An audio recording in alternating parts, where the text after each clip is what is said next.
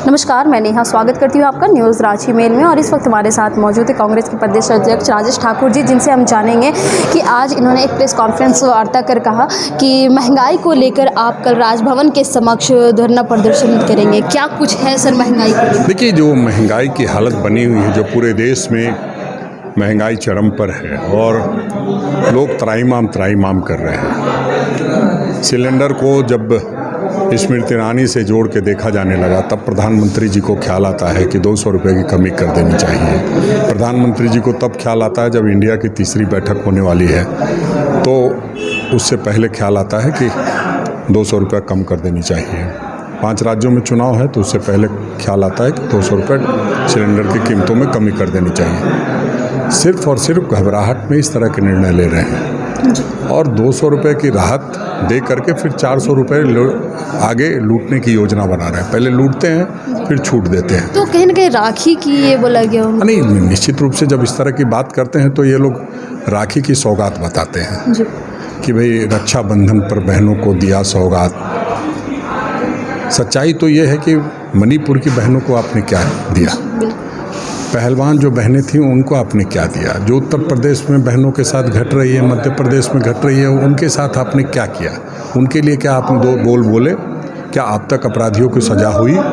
जो अब तक चल रहा है उस पर कोई रोक लगी? बिल्कुल नहीं। तो प्रधानमंत्री जी रक्षाबंधन जैसे शब्द का इस्तेमाल करते हैं कि रक्षाबंधन पे सौगात, तो लोग हंसते हैं कि भाई पहलवान बहनें लगातार जंतर मंतर पर बैठी रही, प्रधानमंत्री ने एक शब्द नहीं कहा। आज भी ब्रजभूषण सिंह उसी तरह खुलेआम घूम रहा है। मणिपुर में आज भी उसी तरह की कवायद चल रही है।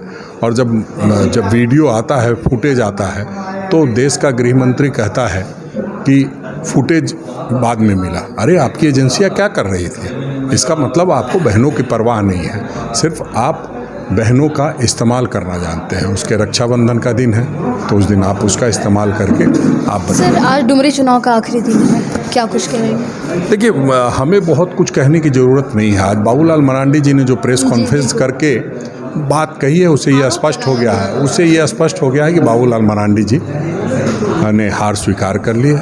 और अनाप शनाप अनर्गल बयानबाजी जो हारने का लक्षण होता है, हार अगर दिखाई देने लगते हैं तो जनरली राजनीतिक लोग इस तरह की बातें करते हैं और वही बात वो भी कर रहे हैं। अब उनका वो पूरे दांव पर है कि पहला उनका चुनाव था और पहले चुनाव में हार जाएंगे तो वो आला कमान को क्या जवाब देंगे।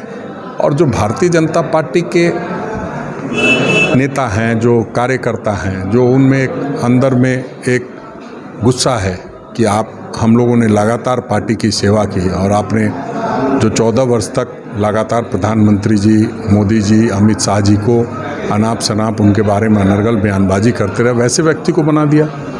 तो कार्यकर्ताओं में भी नाराज़गी है और वो जो बाकी सारी चीज़ें हैं जो जिस तरह से आज उन्होंने कहा है, उससे ये स्पष्ट हो गया है कि वो चुनाव हार रहे हैं। विपक्ष का कहना था कि सिंपैथिक वोट लेने की कोशिश कर रहे हैं मुख्यमंत्री।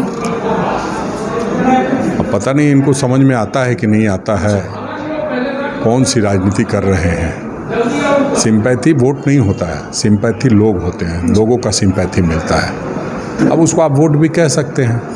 आपको लगता है आप सिंपैथी वोट नहीं, आप भी तो बता रहे हैं जो उनके उम्मीदवार हैं वो भी किस तरह से सिंपैथी लेना चाह रही हैं, वो किसी से छुपा नहीं है। सिंपैथी जिसको मिलना चाहिए, सिंपैथी लेना चाहिए, सिंपैथी तो देना भी चाहिए, लोगों को लेना भी चाहिए। तो इसमें हमें लगता है कि बहुत सारी चीज़ों को भारतीय जनता पार्टी में जाने के बाद बाबूलाल जी भूल गए हैं। सर, क्या कुछ कहेंगे? 1 नेशन 1 इलेक्शन को लेकर के नई कमेटी का गठन कर लिया गया है, इसको लेकर क्या कुछ कहेंगे? ये सब सीगुफा मात्र है। ये जो इंडिया की बैठक होने लगी लगातार और जिस तरह से गठबंधन के लोग मिलने लगे, तो घबराहट में प्रधानमंत्री जी बोल रहे हैं खुद 26 दलों के साथ रहेंगे, फिर 1 पार्टी 1 नेशन 1 इलेक्शन क्यों नहीं कहते हैं?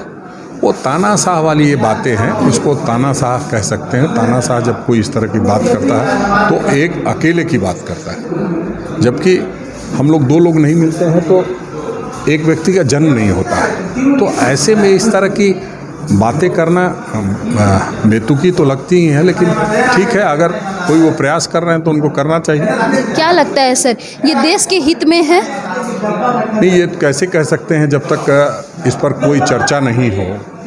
रात में ख्याल आया, सुबह में कमेटी बना दी, तो ऐसे नहीं होता है। ये तो तानाशाहो वाला रवैया है। सर कहीं ना कहीं अभी ईडी के रडार पे कई लोग हैं, जैसे मुख्यमंत्री 14 तारीख को मुख्यमंत्री को समन भेजा गया था, फिर 24 तारीख को, और अब जो है आने वाले 9 तारीख को भी उनको समन भेजा गया है। तो क्या लगता है वो उपस्थित हो पाएंगे? ये तो उनका निर्णय होगा कि उनको क्या करना है, लेकिन जिस तरह से ईडी का एक्ट है वो समझ से परे है। सबसे पहले 14 तारीख को आप बुलाते हैं, जब 15 अगस्त को मुख्यमंत्री को झंडा फहराना उससे एक दिन पहले आप बुलाते हैं, तो इसका मतलब आप जल्दीबाजी में हैं। बहुत बड़ी बात पूछनी है तो आपको फिर 17 को बुलाना चाहिए था, फिर आप उसके बाद सीधे 24 को बुलाते हैं।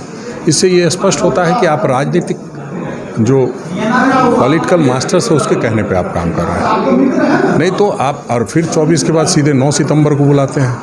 अरे अगर आपको पूछताछ करनी है तो हर 2 दिन पे दीजिए ना आप समन, अगर इतनी कोई महत्वपूर्ण बात है तो। और सिर्फ आपको गॉसिप चलवाना है, अखबारों में ट्रोल कराना है, मीडिया में खबरें पेस्ट करानी है, सूत्रों के हवाले से, मुखबिरों के हवाले से, तो कराते रहिए।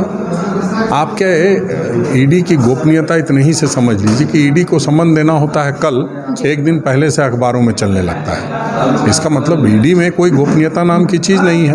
और इसीलिए देखा आपने सीबीआई ने दिल्ली में ईडी वाले के घर पे ही छापा मार दिया, तो ईडी की विश्वसनीयता खत्म हो रही है। तो ये ठीक नहीं है, हम समझते हैं कि इन सारी चीज़ों पर रोक लगनी चाहिए। तो जैसा कि आपने सुना कि राजभवन के समक्ष कांग्रेस के द्वारा कल महंगाई को लेकर वहाँ पे धरना प्रदर्शन किया जाएगा, और जिस तरह से महंगाई बढ़ रही है और जिसे रक्षाबंधन का नाम दिया जा रहा है, कहीं ना कहीं ये एक राजनीतिक एजेंडा भी अपनाया जा रहा है।